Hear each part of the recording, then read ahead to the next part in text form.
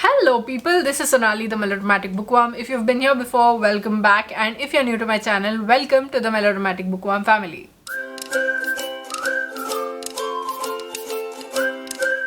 Since it's my birthday month, I thought why not talk about my favorite books of all time. And since I have known to be a masochist, especially since when I pick up books that will make me cry and etc etc etc, I decided that I am going to go and read 1-star reviews of my favorite books.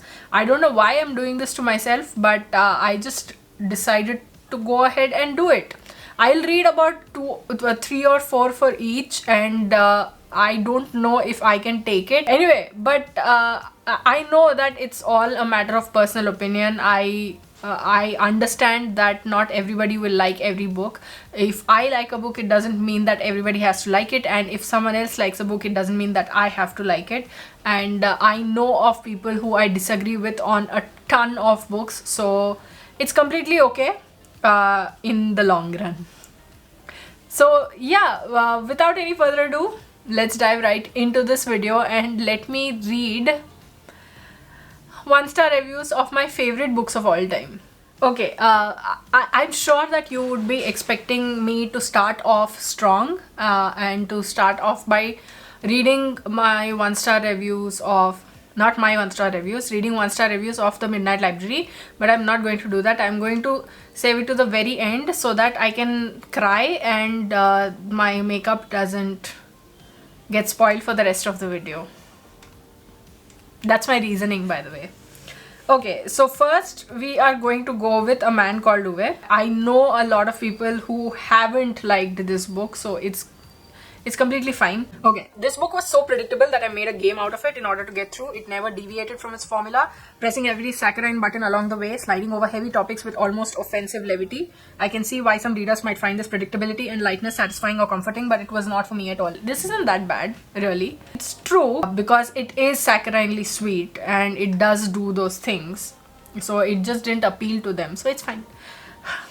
Got through the first one pretty breezily. This has a belligerent main character. I just don't find these type of people amusing. With only 3 hours to go, I abandoned the book. This was a DNF. Why aren't belligerent main characters amusing? Okay, another personal preference. Can't do anything about it. Ouch. I read several chapters but was so annoyed with this man's constant grumbling about everything that I put it down for a couple of days before trying again. Alas, it remained the same grumbling, grouching, mean-spirited, hateful, know-it-all and unpleasant, so I stopped again. That's the whole point of the book. It's literally given there that he's grumpy, that he complains. Okay, so you're complaining about the fact that you are getting what was mentioned on the cover? I mean, I see your point, but isn't it exactly what the book is about, what is promised? Someone said the writing is pedestrian. Please. How? The first one wasn't that bad, really, to be honest. The next one that I'll be reading 1-star reviews of, and I hope to God there are as few as possible, but it is Fierce Fairytales, and you know how much this book means to me. Let's see. Let's do this. This book is an attempt to remake patriarchal fairy tales into feminist and female positive remasterings. It did not achieve its goals. Are you serious? But rather uses tropes? Then stop reading fiction. Okay, I need to stop. No. It's their opinion step. Repeating ideas and language, cliches, mixed metaphor, and boring images. Boring images? To project girl power, which evokes such a lack of sincerity that the intended feminist ideas in the book are cancelled out and falsified in the sheer light of inadequacy. Oh my god. Fierce Fairytales. Okay. It's their opinion. It's up to them whether to like the book or not. But Fierce Fairytales is nowhere near inadequate. You have a problem with tropes being used in this book, then stop reading fiction, stop reading romances. How is that boring? We are talking about existing in this whole wide universe and being something and meaning something And how is it boring? How does it not make sense? But that's your opinion. Okay, I respect it. I'm sad for future generations if they think this is all poetry can do.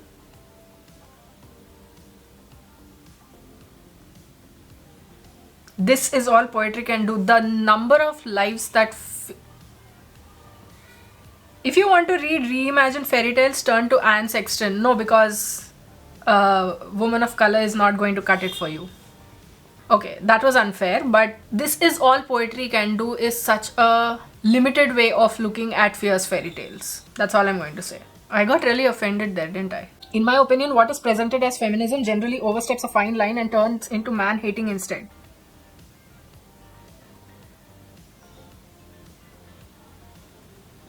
Where is fierce fairy tales focuses on women and the female, and it talks about overpowering those who try to bring women down. And this is a woman who's written it, by the way. To interpret that as man-hating, this is entry-level feminism. How are you going to gatekeep feminism, man?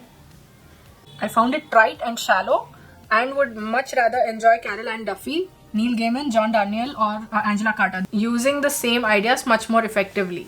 An Irish woman talking about a woman of color's poetry and calling it trite and saying she prefers white authors over this. The Seven Husbands of Evelyn Hugo by Taylor Jenkins Reid.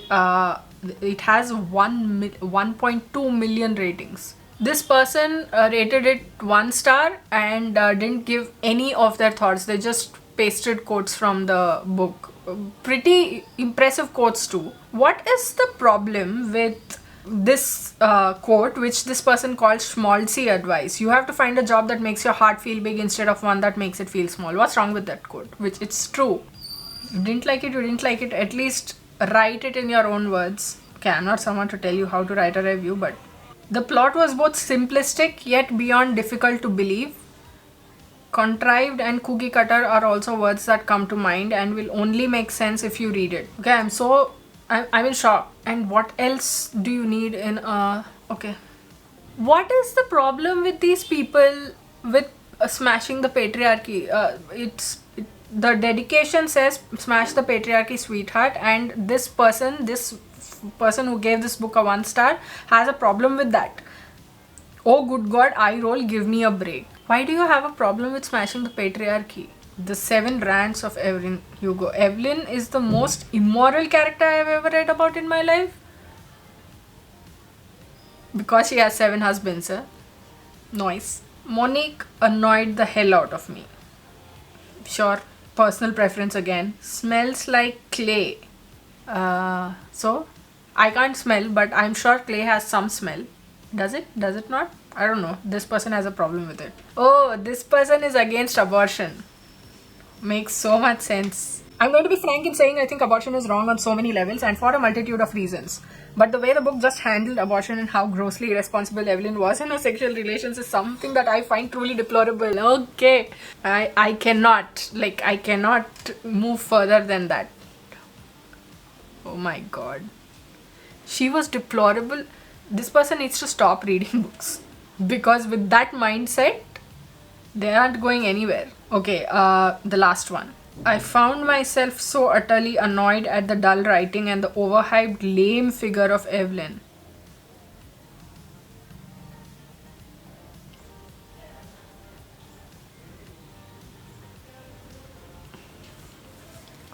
Lame. You just called Evelyn lame. Nice. Okay, cool. Up to you. Okay, I'm now going to move on to the next book, which is The Poetics. Oh my god, I don't know what's going to come. I need to brace myself. You got this. You can do it. I didn't like how she constantly described herself as a fighter but really looked to me as weak. Strong people don't keep whining about their lives, you know. Just because a person whines or doesn't whine doesn't show how strong they are. The strongest people could be the whiniest people. If someone successful, someone strong boasts, you would have no problem with it. But if they air their issues, then you have a problem with it. You see what I mean? Sometimes all we want is to air our issues. And okay, fine. If you find it to be whiny, then I can't do anything about it. The way that it was written made me get tired of it, and I didn't like it. Also, I think I'll never read a book that is poetry but in novel form. I'm so not gonna do that because it's annoying. Like, why not write a complete novel and some poems within the pages? I mean, that's the whole point of a novel in verse. You could say the same thing about poems. Why write poems? Write stories. But you will accept poems, right? So this is also a form of art. This is also a form of storytelling. So you can't just go double down on it and say this should not exist. So I'm moving on to the next one, which is the Song of Achilles. Oh my god, this is going to be one hell of a... Cool, this has 840,000 ratings. Rick Riordan has rated it 5 stars. This book is crap. Okay, all you trolls, go ahead and tell me what a Philistine I am, how ignorant I am of Greek literature and mythology, how my failure to appreciate this book reflects my limitations rather than those of the book. This was Harlequin. Boring Patroclus, who is wholly infatuated with the impossibly perfect Achilles, who even more impossibly returns Patroclus' passion. Lots of purple prose, lots of love, daring battles, blah blah blah. I got about halfway through and decided I was finished wasting my time. A little complexity, please. How about some characterization? How about some relationship tension from within? And maybe had I read the Iliad, I would be more excited by the references and more forgiving of the book's flaws. Madeline Miller's writing accords all of her characters complexity, characterization. They have layers to them and they make you feel things. Yes, I agree about the purple prose. There's a lot of it, but I think that in this book it fits really well. Okay, fine, it's there. I feel like this whole video is one long video about me going, okay fine, it's your opinion. Your opinion is your opinion. Another 1-star review of this. It was just so boring. The characters were horrendous. If I wanted to read about the most useless, passive and boring narrator being in love with this attractive golden god dude with no personality, and when he does have one, he just turns into a selfish prick, I would read Twilight. Seriously, can Patroclus be any more of a Bella? What? Okay, I see it, but you know what? I just had this thought a couple of days ago in which I remembered someone had compared Bella and Katniss Everdeen. And how when Bella's boyfriend left her, she turned into a vegetable, and when Katniss had to go into the Hunger Games, she became a revolutionary. She started fighting. Look at the difference, and which one do you want to be? And I was like, I had this thought in that particular moment saying that how are you going to gatekeep how someone grieves? Why are you going to gatekeep how someone grieves? Your way of grieving could be completely different than my way of grieving, right? This reviewer says that Patroclus is a weak, bland guy, and maybe he is, but doesn't he show his strength towards the end of the book? And doesn't strength lie in more ways than one, in more areas than one? Holy, this is messed up. The only reason I didn't DNF was because I wanted to watch them die suffering and begging for death. The main characters, that is. That is messed up. That's all I'm going to say about this. Okay, listen. As a historian and classicist, I was genuinely shocked at how wildly inaccurate Madeline Miller's interpretation of these characters is. And as a human being, I'm still disgusted by the blatant misogyny, weirdly fetishistic homophobia and poor writing. First of all, interpretation and retelling, that's the whole point. You're going to change some things when it comes to retelling. That's why it's called retelling.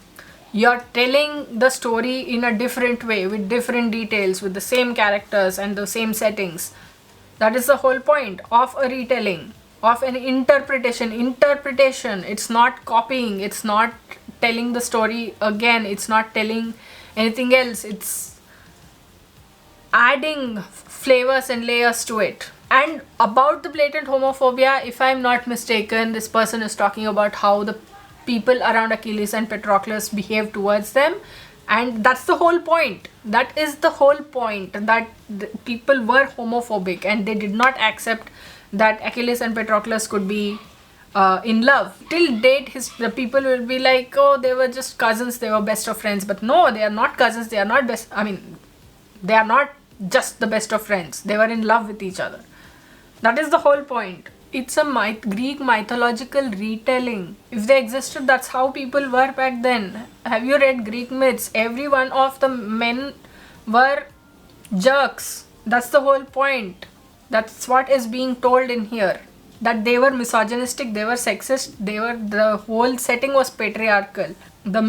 She has a problem with the misogyny, horrendous characterization, has unnecessary dramatic effect plus victim blaming. That's what they used to do. Heteronormativity, which I come back to the same point again. I'll do 2 more books. I actually thought I'll do about 10 books, but I'll do 2 more books. Okay, let's go to Whereabouts. I loved reading it in 2021 and it's one of my favorite books of all time, and this has a rating of 3.77 with 19,000 ratings. The writing style can only be described as pretentious. It follows the heroine through her everyday mundane activities where she complains about how weighty the most minuscule tasks are. She picks fights at parties, hooks up with married men, and wonders why she is not universally loved. No comments on this. Minuscule tasks are weighty. Unnamed protagonist and this book are too boring to deserve 3 stars. Okay, fine. Personal preferences. I agree. I see it. I can understand. This was originally written in Italian, by the way. So much hype surrounding this book that Lahiri learned Italian so that she could write in the language and then translated it herself. I really believe that if an unknown author like myself had written this book, I'd have a hard time finding a publisher. Unknown authors already have a hard time finding publishers, bro. This novel should be retitled No Whereabouts. I felt like I was on a cruise ship headed to Siberia without a rudder. If this book was not authored by Jhumpa Lahiri, I would have dumped it after page 15 instead of going for a full journey to nowhere. I think that's the whole point of the book. It's told in vignettes. You don't get actual story, a full line of it. You just see glimpses into the life of the narrator, of the person that we are following, and I think that's the whole point of the book. But if you don't like such kind of books, then I can understand why you are saying this. But I don't agree when they say that if this book was not authored by Jhumpa Lahiri, I would have dumped it. Personally, I would not personally have dumped it, because the story that it tells, the vignettes that it talks about, the glimpses that it gives us into the life of the narrator, the main character, is beautiful in its own way. Okay, I'm going to read one more and then move on to the Midnight Library, which oh no. Someone posted a 1-star review and just said no. I mean this is the 1-star review that I love the most because he's just so fed up with it that he just went no. Now we come to the finale of this video, in which I'm going to read 1-star reviews of The Midnight Library by Matt Haig. I don't know why I'm doing this to myself. I can't even talk about the book without choking up, and now I'm reading 1-star reviews of this book. I'm just hoping that I don't jump out of my chair and do something. But this book has 4.05, an average rating of 4.05, and it has 1 million ratings. Okay. Cool it. What a shame. This could have been such a great novel if the author had the capacity to write about the issues of regrets and suicidal thoughts with maturity, complexity, and depth. Instead, we get this young adult-like novel in which the main... What is the problem? What is your problem with young adult novels? You tell me that. I really want to know what the problem of this person is with young adult novels. If she's using it as... If they are using it as a reason to not like this book. I really want to know. In which the main character behaves and thinks like a 15-year-old. And every other character around her is just a cardboard poster rather than a human being, because we are following her life and the others are side characters. That's why. I can't believe how silly and superficial the treatment of its topics is. Even with the fantastic elements of the premise, this could have been so much better. This is this person's personal opinion, and I'm not going to argue with it. But silly and superficial is one thing that I believe the Midnight Library is not. It is fantastical. That is the whole point. And sometimes fantasy, you have to take the silliest points and turn them into fantasy and turn them into something that you will be able to see and you will be able to work on. That's the whole point, I think. I think it's clear that The Midnight Library is a grave insult to those suffering from depression. It's a facile, trivial, misdirected, and cheesy book. Am I entirely off base in thinking? Haig wrote it as a feel-good piece for those who just need a little pat on the back for the recovery from a bout of the blues or a failed love affair. If not, you're a louse mat. I am bursting from inside because this person started off by talking about Schopenhauer. Haig doesn't think that depression is about regrets. Matt Haig talked about depression and regrets. Nora Seed is suffering from depression and she thinks she wonders whether the choices that she has made have been the reason behind her life turning out the way it is. That is a track. Depression is another parallel track. And by the way, there's another person who has read this book and rated 2 stars. All of my favorite books they've rated 2 stars, and I'm like, please no. I'm going to read one more review of this, one more 1-star review, and be done with it, because Midnight Library I can't take. The concept was good, sounded promising, almost magical, and yet the book itself wasn't. It lacked depth, the premise was too unembellished, the explorations of what could have been felt mundane and predictable. This is a personal opinion again, I think, and I'm going to leave it at that. Sometimes when you're recovering from depression, all you need is predictability and mundaneness, familiarity, and this book was that for me. And so I don't agree with that last person, but I'm going to leave it at that. So that was me reacting to 1-star reviews of 7 of my favorite books of all time. What did you think of this video? Did you like it? Did you not like it? Should I do another one of these videos? Maybe next year perhaps? Let me know in the comments below. I'd love to hear from you. If you like this video, please like it and share it to spread the word. And if you like my content and would like to see more from me, don't forget to hit subscribe and click on the bell icon beside the subscribe button to get notified as and when I post new videos. Thanks for watching. I'll see you in the next video. Until next time, keep reading, keep watching, and add melodrama to your life.